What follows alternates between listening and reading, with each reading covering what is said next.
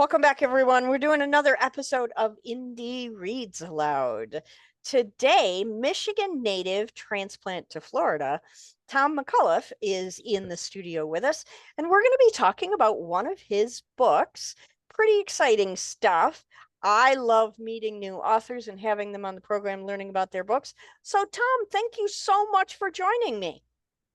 Hey, it's my pleasure. We have so much in common, and I'm originally from Farmington Hills, Michigan, and thanks a lot for having me on the show. Sure, I'm very pleased. Like I say, I as we were talking in the green room, I do this because I love books and because I love the author community. And if I can connect your book with the readers out there somewhere, then that's kind of me being done, you know? Appreciate that. All righty. So today, we're gonna read a little bit, or hear you read a little bit from Dark Open Sky, The Disappearance of Flight MH370. Um, First of all, before we get into the book, I'd love to hear a little bit about your writing journey. How did you decide that the novelist path was one that you wanted to follow? Well, I've been a writer since being at Farmington High School on the blue and white newspaper in high school. That's how I started, and have always been a writer. I was a national magazine editor, and I have now 29 books. My new book, Atlantis, is coming out early September. 29, that's a lot. That's over the past 5 years. You know what that Uh, means? That means you get to come back on the program 28 more times. Yay! I'm all for it. I'm all for it. Um, yeah, So what was the impetus that got you to write your first novel? I will tell you exactly. We found my grandfather is Tommy McAuliffe. He was in Ripley's Believe It or Not. He was world champion armless golfer. He lost both of his arms at the age of 9 in a streetcar accident, and taught himself how to play par golf. Played with Arnold Palmer, Walter Hagen, Bobby Jones. We found a trunk in the attic, the house over on Patton in Northwest Detroit, inside of which we found a whole bunch of papers, one of which was a 30,000 word uh, book, if you will, that Grandpa Tommy had written about positive thinking and overcoming your handicaps. His big motto was, "There is no handicap in life except a mental one." And long story short, that is the very first book I wrote, Mr. Mulligan, the life of champion armless golfer Tommy McAuliffe, and we are actually talking about maybe making that into a movie. Oh, that's Um, exciting. yeah, I'm in That's conversation tremendously exciting. I hope that goes really well for you. with a company called Roadside Attractions, which I guess have done Fun. major motion pictures. But That's I'll fun. tell you, So man, this so those, this those this writing journey of yours started as a way to yes, tell a piece of your family legacy, and then it developed into a full-time writing career. it really did. And for me, it's all about getting the stories out into the world. If you're going into this business to become rich or something like that, you're in you're in the wrong business. Yeah, Uh, absolutely. so it's about getting the stories. And I will tell you that the other thing in my life that made a big difference to me was the motion picture Hidden Figures. Oh, yes, I remember that. At the Yeah. end of that movie, I said to myself, you know what? I'm pretty knowledgeable about history and about uh, uh, that, and what other stories have been purposefully suppressed. Yeah, We wouldn't have gone to space if it wasn't for those 3 Black women. right. So that's Right. the reality. And the idea that 60 years went by before we were able to listen and hear that story is pretty Well, up. humanity learns very slow, So, Yep. I mean, Yep. really, it doesn't surprise me it took that long because humanity learns slowly. So tell me about this book, Dark Open Sky, The Disappearance of Flight MH370. This is a flight that disappeared over Malaysia, right? Well, in the Indian Ocean, actually. But if you look at it But from it any, was a Malaysia flight, it right? was it was Okay. originally from Malaysia on its way to Beijing. Okay. And however you look at this, whatever your point of view, as my grandfather used to say, something doesn't pass the smell test. Yeah. Um, and there are various theories about what happened. I won't give away the ending in the book, but it has raised a few eyebrows. Uh, Okay. the folks, So, the folks from Langley are definitely involved, okay. and I think folks will enjoy it. So, just so that our readers are clear, this is creative nonfiction in that you've taken an actual historical event and many of the details from that event, and you have written a novel around those facts and speculated on what may or may not have happened. So, this is not a direct historical work, it's not direct nonfiction. It's what we call creative nonfiction. I So, like that. so anybody who's out there listening and you maybe like speculative fiction and you like thinking about what might have been, this might be a good book for you to pick up. So, Tom, I'm excited to hear you read a little bit of this. Are you going to start at the beginning or are you going to start somewhere in the middle? I've chosen a couple of great scenes out of the book. Let me just start with a little brief description, and we'll get right into it. Okay, so when you are ready, please, Tom McAuliffe, take the microphone and read aloud. Thanks so much. Dark Open Sky, The Disappearance of Flight MH370. On March 8th, 2014, a Boeing 777 carrying 239 passengers and crew vanished in mid flight. No mayday, no crash site, no answers. And now a $70 million reward. It's a fast paced, chilling, plausible techno thriller. And I think folks will enjoy it. Let me start right here.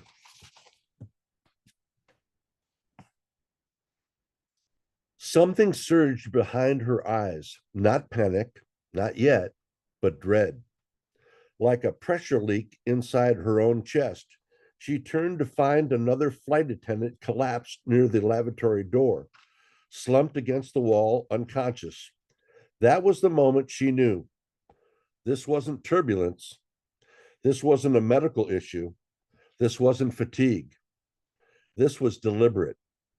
And the man in the cockpit, who should be explaining, reassuring, and commanding, was silent. She pulled the child from row 22 into her arms, clipped the oxygen bottle's secondary mask to him and onto his face, and whispered in his ear, though he didn't stir. The cabin lights dimmed slightly, but it was her vision, not the lights. She staggered toward the cockpit again, knocking hard on the cockpit door. Captain, open the door. People are passing out back here, sir. There was no response. She pressed her forehead to the door, and her knuckles became bruised. She whispered, as if he might be standing just on the other side, Sir, why are you doing this? The only answer was the dull hush of thinning air, the quiet flicker of green from the exit sign, and the strange, deadly hum of a perfectly flying airplane, full of unconscious souls. The kind of flight that never lands, the kind that ends only when the sky runs out. She barely made it to the jump seat before passing out. With his Walkman on, listening to some music, he liked heavy rock metal.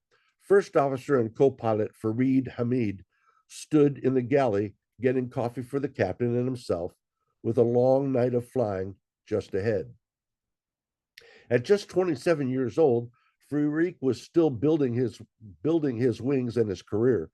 The youngest son of a well-connected family in Kuala Lumpur, he was clean-cut, a devout Muslim, and enthusiastic about flying. Exactly the kind of officer Malaysian Airlines liked to showcase. He had flown the 737 for 3 years and was newly certified on the 777. MH370 was one of his first international long hauls in the right co-pilot seat. Fareed was engaged to be married. His fiancée, a medical student, once said he had a heart, quote, too big for his body, unquote. He still lived with his parents, texted his brothers regularly, and greeted flight attendants by name. He was the kind of pilot who triple checked his checklist, but still made jokes over the intercom. And he had definite ambitions, captaincy, moving to Dubai, and maybe even joining the Emirates airline. But his deference to Captain Zaharie was absolute. He returned with 2 coffees, one for the captain and one for himself. The night air was dry and cold near the galley, the sort that clings to your skin and makes you wish for daylight. As he reached for the cockpit door, the slight sway of the aircraft reminded him that they were cruising at 35,000 feet, slicing through the air like a needle in cloth. Fareed balanced the 2 paper clips in one hand and keyed in the cockpit code with the other. Beep, beep, beep, red light. Denied. He blinked, entered the code again, slower this time. Beep, beep, beep, beep. Denied. The cockpit door remained sealed. He let out half a laugh, soft and confused. Captain Zaharie. Silence.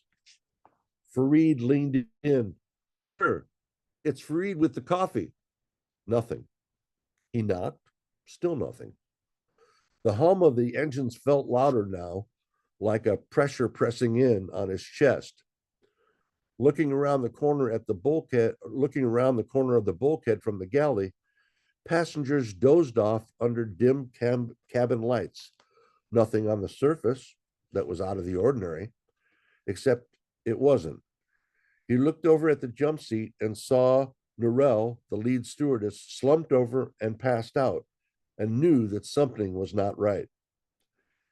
After unsuccessfully trying to wake her up, Fareed returned to the cockpit door and punched in the code for a 3rd time. His fingers trembled slightly as he waited for the light. Denied. He frowned. This made no sense. The cockpit door had a timed lockout for failed codes, sure, but it should have worked. He was cleared. They were in mid-flight. There was no reason, unless the captain had manually denied access. The thought also crossed his mind that this was some sort of test. He knew the captain was in there, and the only logical explanation was that he didn't want to open the door.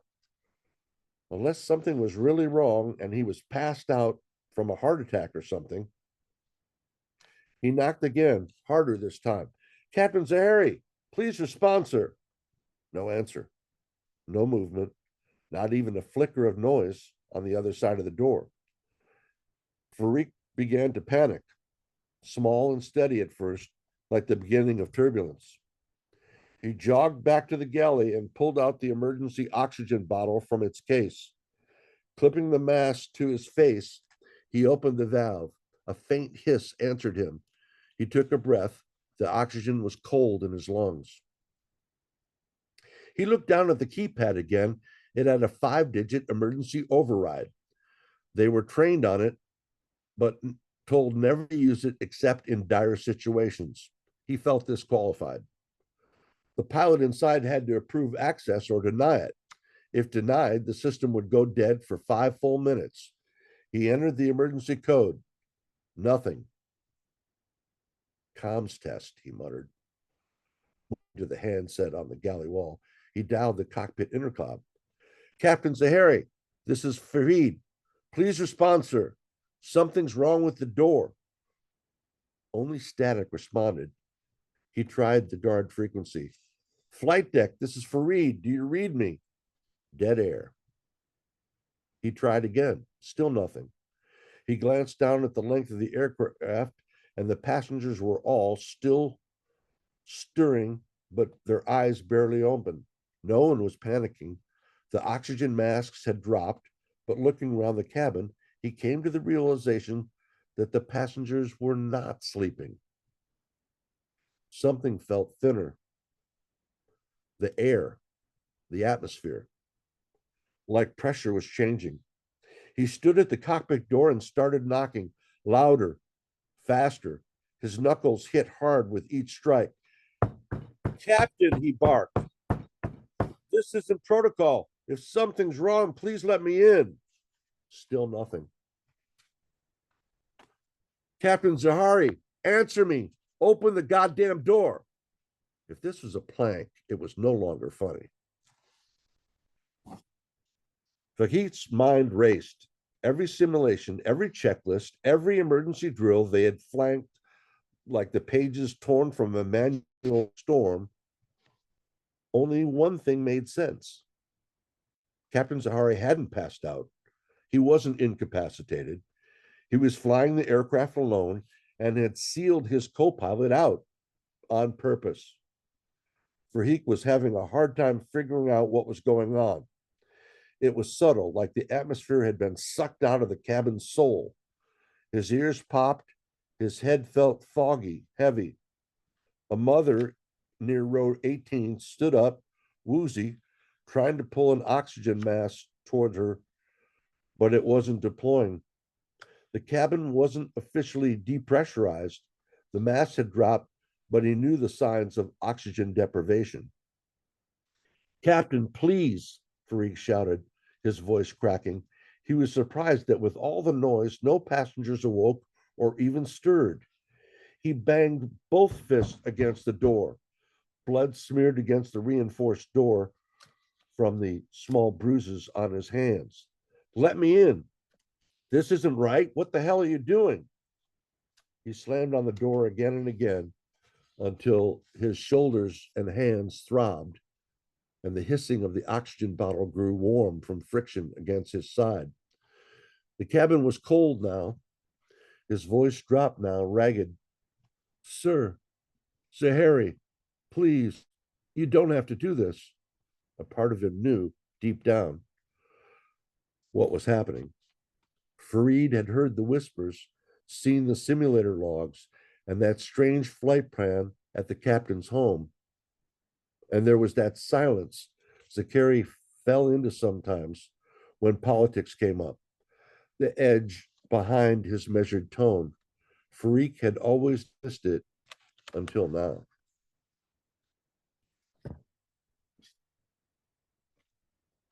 March 8th, 2014, 1:27 a.m. Malaysian time, MH370 cockpit at cruising altitude. Captain Zaharie Shah sat in silence, bathed in amber light. The cockpit was warm and dim, the buttons above his head slowly glowing, glowing faintly like the control panel of a spaceship in a dream. The hum of flight systems vibrated beneath his feet, low and steady, almost calming. He watched the stars out the left side of the airplane window, brilliant, cold, unreachable. It reminded him of flying over Pyongyang as a young man, alone in the sky, feeling infinite. But that feeling was gone now, replaced by something else, something final. His fingers hovered over the pressurization panel. No checklist for this, no training, just knowledge. Cold clinical systems logic. He studied this moment, had rehearsed it over and over again in his mind on simulator apps and on long drives through the countryside. There were 3 valves, a manual bleed valve for cabin air control, and there was the outflow override. Close that, open the others, and the air would slowly thin, not abruptly, not violently, but just enough to make them sleep. He took a deep breath and began. First valve off, a quiet click. The light turned amber. Second valve off. The air in the cockpit didn't change. His mask was already in place and oxygen already flowing. He'd planned for this. Third valve off. Now the bleed air was severed from the cabin. He reached for the manual outflow override, flipping the selector to fully open. It was done. The cabin wouldn't feel it, not right away. There'd be a few minutes of confusion, maybe a few complaints. The crew might notice their ears popping, but then the oxygen mask would drop, bright orange and swinging. He could almost hear the automated voice. Quote, oxygen mask will drop automatically from the panel above you. Please pull the mask towards you, unquote. People would fumble trying to put them on, but they wouldn't help for long. The system only fed for about 12 minutes, enough time for an emergency descent, but there would be no descent, not yet. The captain looked down at the display. The cabin altitude was rising slowly now, 14,000 feet, 16,000, 18,000, 20,000. A warning flashed and then silenced itself. He had disabled the ECIS system. It wouldn't wake anyone. At 22,000 feet cabin altitude, hypoxia would set in quietly, efficiently. Just sleep. I'm sorry, he whispered. He meant it, but he didn't flinch. This was the only way they wouldn't suffer. No fire, no impact, no screams, just sleep. Better than the cancer that had taken his cousin, better than the court trials that ruined his brother, better than the shame that bled him. They said pilots were respected in Malaysia, but in the end, his government had treated him like a threat, like a liability, like he owed them his silence. They had taken everything but his wings, and now he was going to hurt them. He turned off the cabin call button. No contact from the crew, no panic, not yet. He dialed in the autopilot, slightly south now, and into the empty blue of the Indian Ocean, an endless expanse of radar holes in misdirection. For the past 30 minutes, the left engine had flickered, pressures dropping. The N1 gauges twitched like a dying pulse. The tremor wasn't violent, just a shudder of the airplane. The cabin darkened, emergency batteries kicked in, and screens went blank. Fans stopped, the ambient hum, ever present,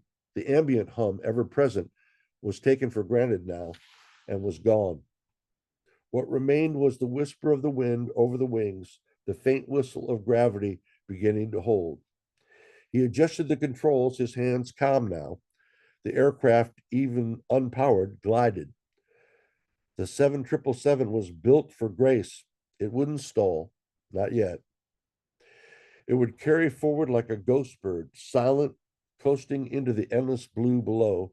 No alarms, no GPWS, no warnings. He had silenced all those long ago. Just darkness now, and the soft green glow of emergency lighting from the overhead panel. It was like candlelight in a tomb. He exhaled slowly. He guided the aircraft down gently, banking slightly to starboard. Not into a dive, never that. Let the trajectory remain clean and controlled. Let them try to reverse engineer his decision. Let them try to find data points and draw lines across sonar maps. Let them chase his ghost. He trimmed the nose, the descent rate increased, shallow and smooth. There would be no skipping across the water, no debris field floating across the wave caps. He had calculated the angle, practiced it, and perfected it. The altimeter unwound like a clock running out of time. 10,000 feet. 5, 2.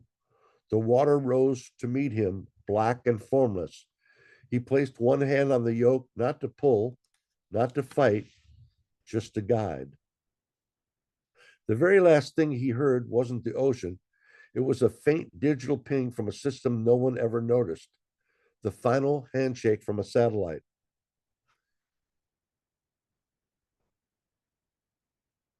That's fantastic. Thank you so much. What a great reading. Oh my gosh. Thank Sitting you. on the end of my seat. Yes. Well, It's he, a great it's a great story. it really is. And So what was it that I made don't, let me just say, yeah. I don't like mysteries.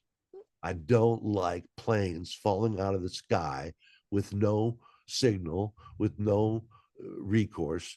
It's like these people dematerialized off the planet. So is that what drove you to write this book? To Uh, try to figure out a reasonable answer? yes, yes, and And do you think now, spending the time on writing the novel, do you think you've come to a reasonable conclusion? I do. Okay. I do. And just a couple things that just the reader should know. Number one, there were 20 world-class AI engineers on the flight from Malaysia. Malaysia is a big hub for chip development, uh, Okay. AI development.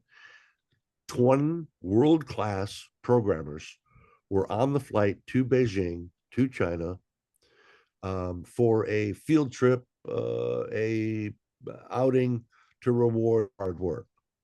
Also on the plane were 4 PRC, People's Republic of China, PRC agents with a Halliburton briefcase, inside of which was the next generation of ASIC chip. Well, I definitely get where you're going with the conspiracy idea. I mean, it definitely does leave one to question. I'm excited to read your book. I hope readers will find it entertaining, and then maybe they'll come back and find some of your other 20 odd books. Thank you so much. I really appreciate Thank you it. so much for spending a little bit of your day with me, and thanks for sharing your story. And I hope you'll come back and read again for me. We'll do it. We love it. Awesome. Thank you so much. Thank you. Bye bye.